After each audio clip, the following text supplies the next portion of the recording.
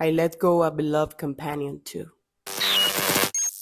When we're told to be strong in painful moments, there is no rule that can measure the level of strength needed when we experience pain. There's also no way to know if I'm experiencing too little or too much, because there are pains that tear your soul and you feel like you're about to break into 1,000 pieces, as if your heart is about to explode.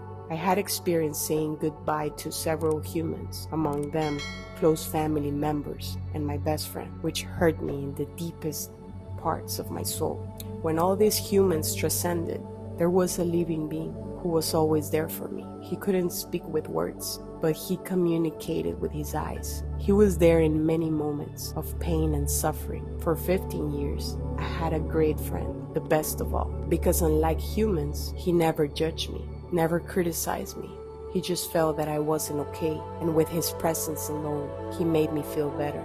Even though he didn't come from me, we didn't share the same genetics or race. I adopted him as my son, and I loved him beyond human reason. Many people couldn't understand the lifestyle I gave him.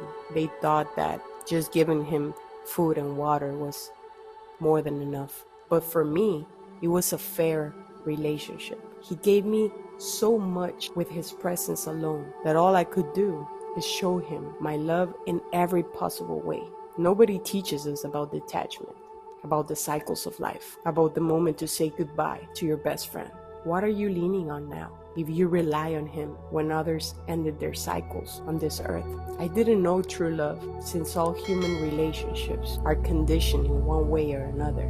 He taught me not only love, but genuine friendship, loyalty. He taught me to enjoy the present moment, to sit in a park and feel the grass. He taught me not to watch the clock, to let myself be touched only by people with good vibes, and to bite if necessary to defend himself.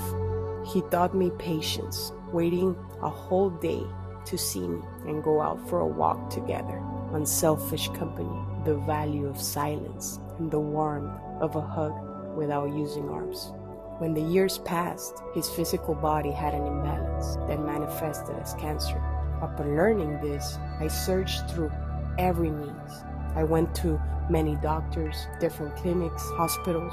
Today, I understand that part of his life mission was to support me, to transcend so much density, to the point that he sacrificed his life to lighten my burden. Surgery and treatments only extended his life for a couple of more years, because when the cancer returned, it was extremely aggressive. It spread quickly until it left him weak, unable to stand from his bed. Days went by, and I could see how his body wasted away slowly.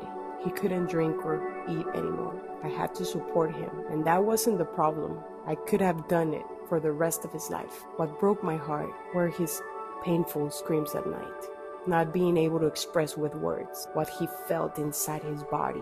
I knew the end was near and that I needed to be strong. Now it was my turn to be there for him.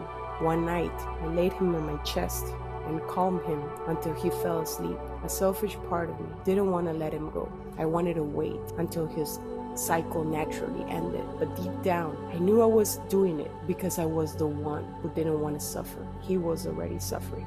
I knew it would be very difficult to let him go, to have him put to sleep once and for all. That night, while he slept, I made a deal with him. I spoke to his soul and asked him to give me a sign if he was ready to transcend, and I gave him my word that I would end his suffering.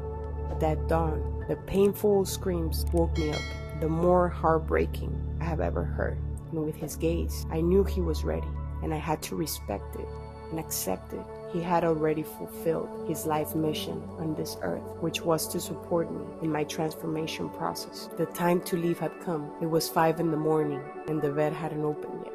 So we went out in my truck for a final stroll, even though he couldn't walk anymore.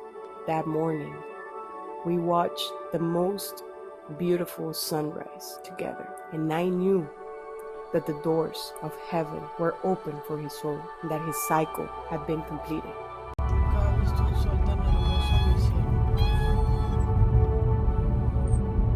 Diosito te está esperando. Ya vas para allá. Tranquilo, tranquilo, por favor. Until today, I feel a lot of pain, but I no longer suffer for him because suffering is optional. Feeling pain, human. I know part of this human experience is the ability to feel the most heart-wrenching pain as well as the pleasures. When you experience both sides, when you live that polarity in its maximum expression, your task is to maintain balance, to find equilibrium. Today, I thank my life teacher for so many lessons learned, especially the most important one of all. Let go out of love.